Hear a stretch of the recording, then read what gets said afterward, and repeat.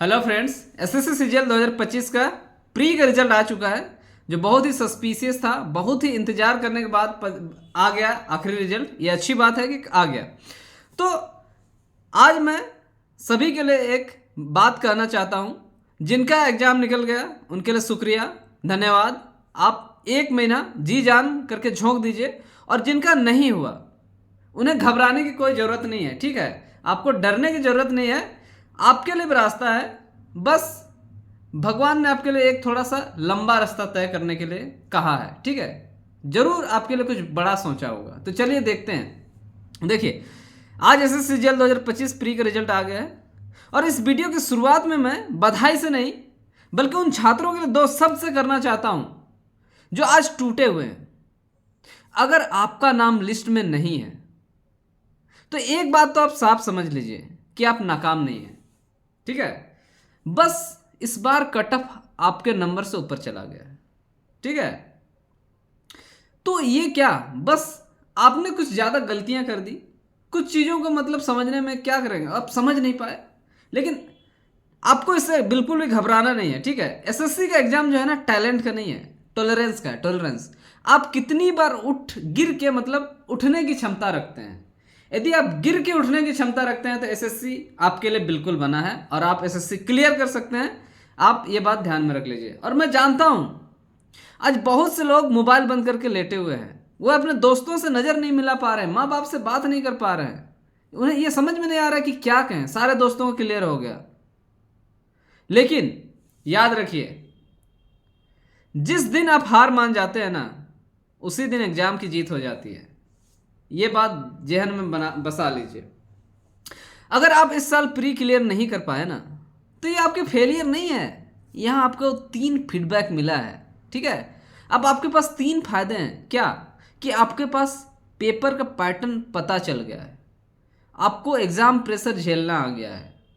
अब आपको अपनी वीक कमज़ोर कड़ी पता चल चुकी है कि आपने कहाँ गलती किया, कौन सी चीज़ें मिस्टेक्स की जो आगे आपको नहीं करनी है, ये आपको पता चल गया है। अब डर नहीं, ठीक है ना, सिर्फ सुधार बाकी है। डरना नहीं है, सिर्फ सुधार करना है। जो छात्र पहली बार में सेलेक्ट होते हैं, देखो वो लकी होते हैं यार, ठीक है। उनसे तो क्या ही जोड़ देना। और किस्मत कब किसका साथ दे इस पे हम नहीं कह सकते, लेकिन मेहनत तो हम करेंगे। मेहनत से हम अपना किस्मत लिखेंगे, ठीक है ना। तो जो दूसरी या तीसरी अटेम्प्ट में पास करते हैं या क्लियर करते हैं वो अनस्टॉपेबल होते हैं। उनकी मेहनत जो होती है ना, एक अलग ही लेवल की होती है, ठीक है। उसके बाद जो बनता है ना, सिलेक्शन तो मिलता है, उसके अलावा भी मतलब उसके ज़िंदगी में बहुत सारा निखार आता है। तो ये सबको आपको नेगेटिव लेके नहीं सोचना है, ठीक है। आज नहीं निकले तो क्या हुआ, अगले साल आपका नाम इसी पीडीएफ में होगा और ये वीडियो कोई और देख रहा होगा, ठीक है। और अब मैं उन सभी छात्रों को दिल से बधाई देना चाहता हूं जिन्होंने इस साल सीजीएल का प्री क्लियर कर लिया है। लेकिन ध्यान रखना, प्री क्लियर करना कोई जीत नहीं है, ये बस एक एंट्री गेट है। अभी तो 9 गुना छात्र यहाँ से बाहर निकलने वाले हैं। तो इसलिए ये गेम जो 1 महीना का असली से खेल गया वही जीतेगा, ठीक है। असली खेल यहीं से शुरू हो रहा है। तो और अगर आप ये सोच रहे हैं कि प्री निकल गए आप तो आराम करेंगे, तो सिलेक्शन आपका यहीं रुक जाएगा। टियर 2 में कंपटीशन कम नहीं हुआ है, बस लोग कम हुआ है। लेकिन जो है ना, पूरा एकदम प्योर वाला है। अब यहाँ पर असली गेम यहीं स्टार्ट है, ठीक है। तो अब सिलेबस छोटा है लेकिन लेवल बहुत ऊपर है। तो इसलिए यहाँ पर कोई आराम नहीं, कोई ढिलाई नहीं। लास्ट 30 दिनों का एक कंप्लीट मैं 1 मंथ प्लान देता हूँ, जो पिछले बेस्ट मैं अपने एग्जाम्स में जो मैंने किया था, ठीक है। जैसे वीक 1 पहला वीक में क्या करेंगे, ठीक है। तो पहला वीक में हम लोग फाउंडेशन टाइट करेंगे, ठीक है। जितना भी, जैसे मैथ हो गया, रीजनिंग हो गया, इंग्लिश हो गया, यदि कोई भी कॉन्सेप्ट में हमें कहीं भी डाउट है तो वो सारा क्लियर कर लेना है। यदि कुछ भी डाउट नहीं है तो सारा कॉन्सेप्ट इंग्लिश, मैथ और रीजनिंग गो थ्रू करना है। फर्स्ट वीक में सबको खत्म करना है, चाहे कितना टाइम लगे, चाहे रात को सोना ना पड़े तो भी, ठीक है। और दूसरा वीक में हम लोग क्या करेंगे, जैसे पहला वीक में और थोड़ा सा मैं आपको एक्सप्लेन कर देता हूँ। जैसे मैथ में अरिथमेटिक और एडवांस, ठीक है। लेकिन एक चीज़ फोकस रखना, मैं पिछले 2-3 साल का मेंस का मैं देख रहा हूँ, क्वेश्चन जरा सा भी हार्ड नहीं आता है। एकदम बेसिक्स क्वेश्चन आते हैं, बच्चे सिली मिस्टेक्स कर जाते हैं, ठीक है। आपको बेसिक्स, सारे चैप्टर्स के बेसिक्स आने चाहिए, साथ ही साथ सभी फॉर्मूले आने चाहिए। बेसिक्स क्वेश्चन का प्रैक्टिस करो, कोई भी ज़्यादा बकाने की जरूरत नहीं है, प्रेशर लेने की जरूरत नहीं है, ठीक है। उसके साथ इंग्लिश में क्या, वही PYQ प्रैक्टिस करो, वोकैब प्रैक्टिस करो, सिंपल सी बात है। रीजनिंग में मॉक मारो, यदि कहीं नंबर नहीं आ रहा है तो वहीं पर वार करो, ये हर सब्जेक्ट के लिए है। देखो अभी इतना समय नहीं है कि आप पूरा किताब पूरा मतलब चैप्टर फिर से रिवाइज कर पाएंगे, नहीं, मॉक मारिए, ये सबसे ज़रूरी है। डेली मॉक आना चाहिए और उस मॉक का रिवीजन होना अब सबसे ज़रूरी है। और वहाँ पर आप प्रैक्टिस कीजिए जहाँ पर आपका मार्क नहीं आ रहा है। उसके साथ साथ जो बेसिक कॉन्सेप्ट्स हैं उसका रिवीजन चलना चाहिए, ठीक है। और जीके में स्टैटिक जो है उसको पढ़ना है, और लास्ट 6 मंथ का करंट अफेयर, और करंट अफेयर में मेनली फोकस करना है गवर्नमेंट एरिया में, ठीक है। गवर्नमेंट से जुड़े हुए जितने भी चीज़ें हैं उनको आपकी करनी ही करनी है, उससे ज़्यादा कर पाओ ये आपके प्लस पॉइंट है, लेकिन उतना तो आपको करना है मिनिमम, ठीक है। और सबसे इंपॉर्टेंट चीज़ है कि अभी नया किताब बिल्कुल नहीं छूना है, सिर्फ PYQ करना है और नोट्स करना है, ठीक है। और वीक 2 में क्या करना है, देखो अब स्पीड और एक्यूरेसी में ध्यान देना है, ठीक है। अब पढ़ाई नहीं, सिर्फ परफॉर्मेंस सुधारना है। और देखो टेस्ट देना है, ठीक है, टेस्ट देना है, और उसका मॉक्स का डबल एनालिसिस करना है, और गलत चीज़ों में फोकस करना है कि कहाँ गलती हो रहा है, उस पर वर्क करना है, ठीक है।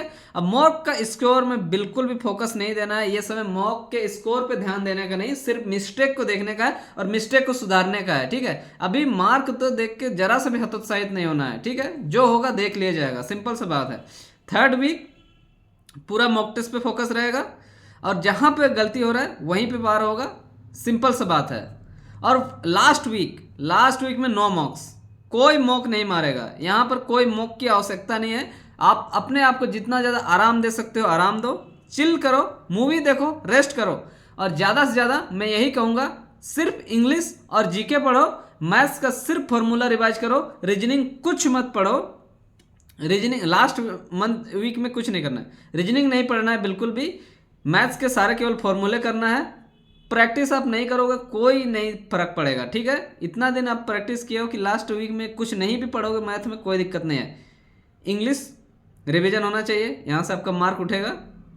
इसके साथ साथ जीके, ठीक है ना, जीके और English last week only for GK and English. So final truth, last week only GK, English, vocab plus math का फॉर्मूला, ठीक है। इतना ही चीज करना है लास्ट वीक में, और इससे ज़्यादा जितना हो सके आराम करना है, ठीक है। इससे ज़्यादा कुछ नहीं करना है। देखो जो आज क्लियर नहीं हुए ना, तो आप जिसका आज क्लियर नहीं हुआ तो आप बिल्कुल ख़त्म नहीं हुए हो, ठीक है। ये बस आप बस ट्रेनिंग पीरियड में हो, और जो क्लियर कर गए हो उनमें अहंकार नहीं, अब अनुशासन चाहिए। SSC सिलेक्शन जो है मेहनत से नहीं, सही दिशा में मेहनत से मिलती है, तो अब बस दिशा पकड़िए रहिए, मेहनत कीजिए, अब जरूर सफल होइएगा। मैं इस चैनल पर आप दोनों के साथ हूं, जो उड़ रहे हैं और जो आगे बढ़ रहे हैं। All the best. अगला वीडियो में Tier 2 सब्जेक्ट वाइज स्ट्रेटजी बनाऊंगा, और उनके लिए भी बनाऊंगा जो असफल हो गए। धन्यवाद।